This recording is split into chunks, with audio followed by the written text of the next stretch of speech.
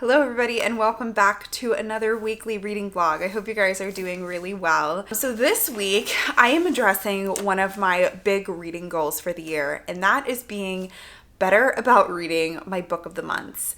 I absolutely love Book of the Month. I think it introduces me to so many interesting books that I wouldn't necessarily pick up on my own. If you guys don't know about it, basically it's a monthly subscription service where you get to pick one of several books. Of course, you can skip months, pick multiple certain months if you want to pay more for that month. And I really loved picking thrillers last year. And so I just have this entire shelf of thrillers and book of the month that I need to read. And so at some point this year, I'm going to do a reading vlog where I just tackle them all, and I'm sure they're all going to be fantastic, but I've just had a hard time prioritizing them because of all the other books that I was reading last year. But this year, one of my big focuses is to branch out, first of all, and not just order thrillers, order some other genres of books from the book service, but also to read the books that I order. And so for January, my book of the month pick was Age of Vice by Deepti Kapoor, which is described as an epic crime novel. So I don't know if it totally counts for a thriller, or at least I'm telling myself that it doesn't. But I'm really excited to dive into this massive chunker book for the week, which I've heard is extremely readable and very engaging. So without further ado, let me tell you a bit about this one. So it says, New Delhi, 3 a.m., a speeding Mercedes jumps the curb, and in the blink of an eye, 5 people are dead. It's a rich man's car, but when the dust settles, there's no rich man at all. Just a shell-shocked servant who cannot explain the strange series of events that led to this crime, nor can he foresee the dark drama that is about to unfold. I'm just so intrigued by this. I did listen to an episode of Poured Over, I think is what it's called. It's the Barnes & Noble podcast about different new releases, and usually they interview the author of the books. And so the one I listened, of course, I interviewed Deepti Kapoor, and she really just drew me into the book about how she got inspiration for these different characters and how she thought of the plot of this book.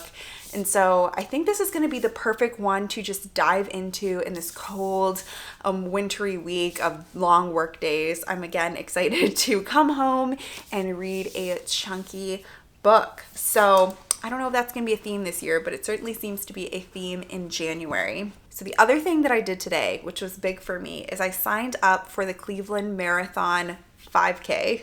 Not the marathon, because I'm not really a runner, but this year I wanted to really work on being more active. So I decided to sign up for the 5K, which is in May of this year, and I've been using an app, which I'll pop up on the screen, to help me train for my 5K. So this week I'm going to show you all my training, how that works. I am not very fast at running, but I'm working on it, and I'm hoping that that brings a little bit of spark to this week as well. So anyways, welcome to the vlog.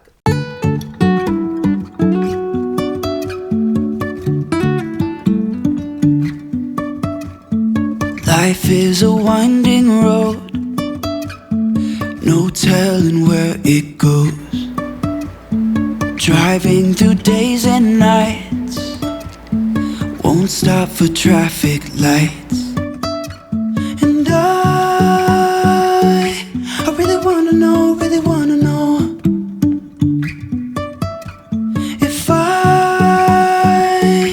will ever figure out where the road goes.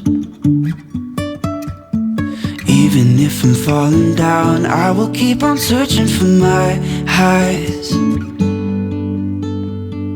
You can say I lost my mind, I will keep on holding my head high, even if the sky is falling down.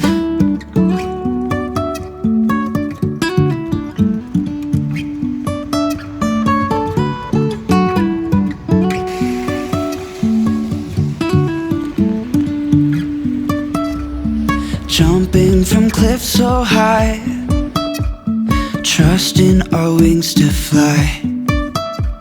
Sometimes we're crashing down, but we get up and start from the ground. So with every goal, there's expectation and there's reality. And right now I'm hardcore living in the reality part of that equation because It's Saturday, it's 5 p.m. and I'm still in my PJs and I need to clean the apartment and do a lot of different things, and I still haven't gone for my run today, which was definitely part of the plan. But Gilbert believes in me and I certainly believe that I can get it done before the end of today, so fingers crossed. I'm gonna put on a true crime podcast. I've got some cozy joggers in my PJ top, and I'm just gonna try and power clean the apartment to kind of reset the week, and then hopefully I'll be able to head to the gym and get a quick run in before the end of the day. And yes, some days it just goes like this, you know. I had hoped to get up early this morning and like get my run in first thing to start my day off right, but it just didn't happen. So here we are. Few things to do, but I think I can still meet my goal of doing my 2-mile run before the end of today. Bye, sweet boy. See you later. Oh, by the way, I don't think I showed you this. This was Tyler's Christmas gift for me this year, and I've seen a lot of these going around, but someone on Etsy, probably many people on Etsy, paint pictures of pets as generals, and this of course is Gilbert right next to my closet. So every morning when I go get my clothes, it just brings a smile to my face, and I love it so much. And it looks exactly like him. It's got his little triangle on his nose. Love my sweet boy. It's time for dinner. So I'm gonna heat up some pizza and then do salad, I think, today.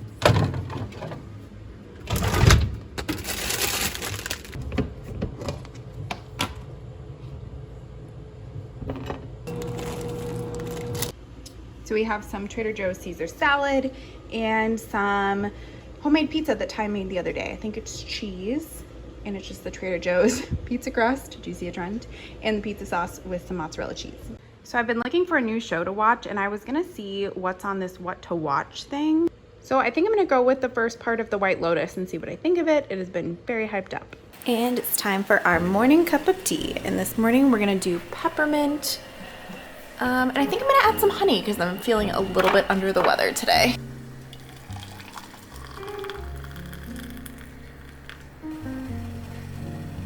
All right, guys, so happy Sunday. I'm feeling a little bit under the weather. I know I feel a little sore from running yesterday, but also I feel like how you feel before you feel like you're getting sick, which is ridiculous. I know, but I'm hoping that I'm not getting like a cold or anything. But anyways, I have my nice cup of peppermint tea and honey to start out the day. But I figure I owe you guys a reading update because I think it's been a while since I've chatted with you about Age of Vice. So let me lay this camera down so we can chat about my thoughts. So before I chat about my thoughts of Age of Vice, I wanted to say I'm really liking The White Lotus.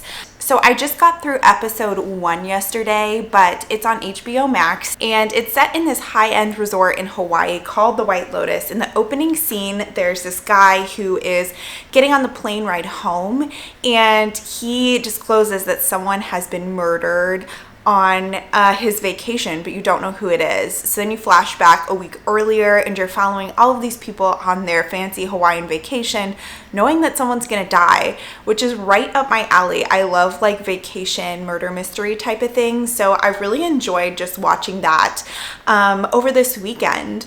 I'm hoping to dive into a bit more and watch episode 2 later today if I get some time. But enough about TV.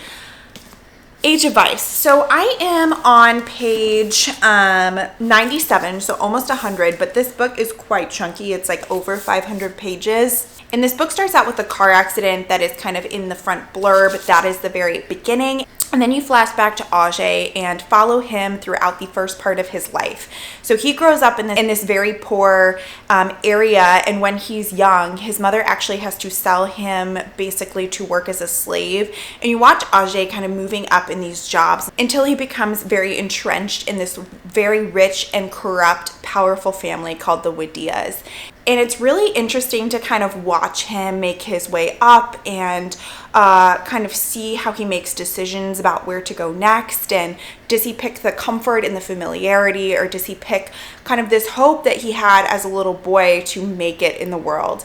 And so we've just got to the point where he's part of the family now, and he is working for Sunny, who is one of the members of the Wadia family and is in charge of chauffeuring him around, and gets a little bit of an insight into where he's going, who he's meeting up with.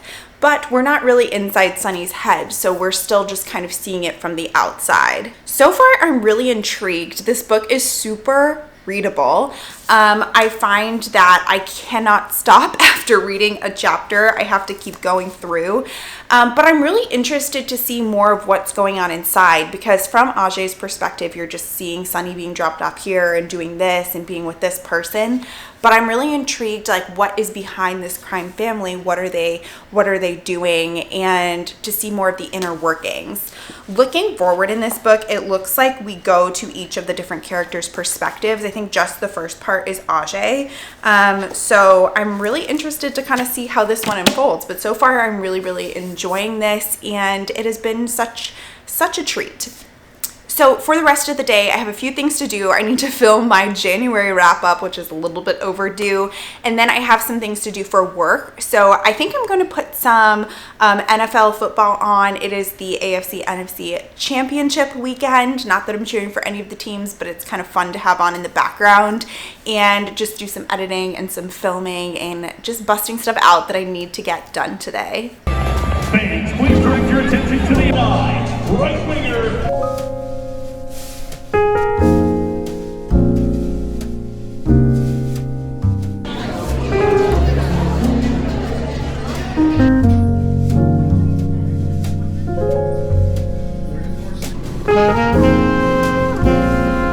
Good morning, everybody. It is Saturday, a week later, and I have a bunch of errands that I need to run today. First off is getting this dress tailored. We are going to a very fancy wedding in DC in February, and I need to get the dress taken up a little bit. So I'm going to take it to my alterations place and get that knocked out today.